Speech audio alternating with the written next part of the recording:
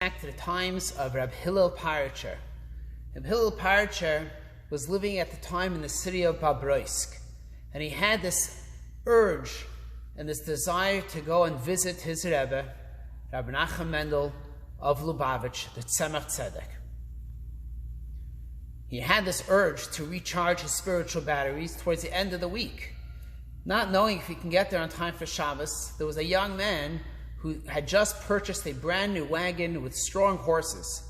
And he told Rebbe HIllel, he said, I can take you to Lubavitch, but on two conditions. Because it's so close to Shabbos, you have to agree to these two conditions and they'll be able to get there on time. Rebbe HIllel says, sure, anything I can do to be able to connect to my Rebbe and recharge my spiritual batteries.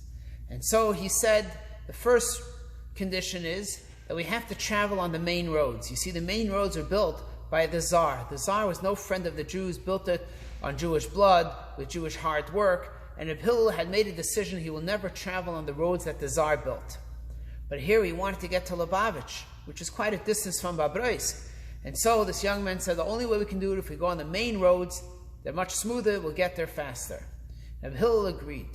And he said the second condition is that you're known, he tells Rebbe HIllel, that in the mornings you pray for a very long time. If you will pray for a very long time, there's no way we can get there on time. You have to get up early, pray quickly, get into the horse and wagon, and then we'll get to the Rebbe on time. Rebbe HIllel agreed to both conditions. So they begin to travel, and they spend the night on a roadside inn. In the morning, the wagon driver gets up early, prepares the horse and wagon to go, and Rebbe HIllel also gets up early, puts on his talis and tefillin, and he begins to pray the morning prayers. The wagon driver is sure that Rebbe HIllel, who had agreed to both conditions, will finish quickly so they can get onto the road and get there on time before the Shabbos starts. But Rebbe HIllel begins to daven and he begins to pray the morning prayers, and he spends a half hour, 45 minutes, an hour, 2 hours. The wagon driver is looking at his watch, he's saying, I don't know if we can get there on time anymore. The time is passing, 4 hours pass. Finally, Rebbe HIllel finishes his morning prayers. He takes off his talis and his tefillin, and the wagon driver looks at Rebbe HIllel and says, I'm sorry, I don't think we can get there on time for Shabbos anymore. We have to go back home to Bobroisk. Rebbe HIllel says, no problem. I've already accomplished what I need to accomplish. The man looks at him in surprise. So Rebbe HIllel explains to me, he says, let me tell you a story. Imagine there's a merchant that is going to the big city fair in Leipzig. That's where the entire area would come together to sell their wares, and the merchants would come and buy the merchandise so they can go back home and sell it for a little profit. Imagine a merchant is going to the city of Leipzig, and on his way he stops off at a roadside inn, and he meets a seller who is selling exactly the goods that this merchant wants to buy.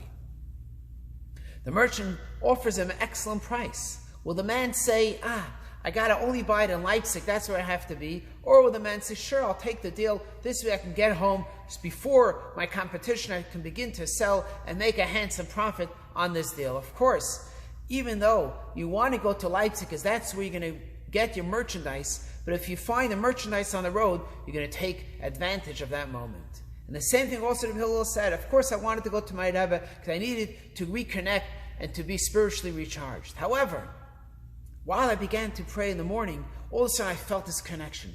I felt this tremendous urge, tremendous amount of spiritual energy. And I began to harness that energy. And the more I prayed, the stronger I became, and I was able to be spiritually recharged. And now I no longer have to go to Lubavitch. We can go back home and spend Shabbos over there. I've accomplished what I need to accomplish. The same thing is also with each and every one of us. Especially this time of year as we're getting ready for the high holidays. Many of us think, I'm going to wait for the high holidays to be spiritually charged and to reconnect with God. But the truth is we can do this any day of the year, any moment we feel excited, we feel connection, we feel motivated, we feel have some kind of what is called in Hebrew a hisoidus, an awakening, wanting to connect. We should harness that excitement, take it, do something physical with it, and cherish that moment and be able to do something with that spiritual charge.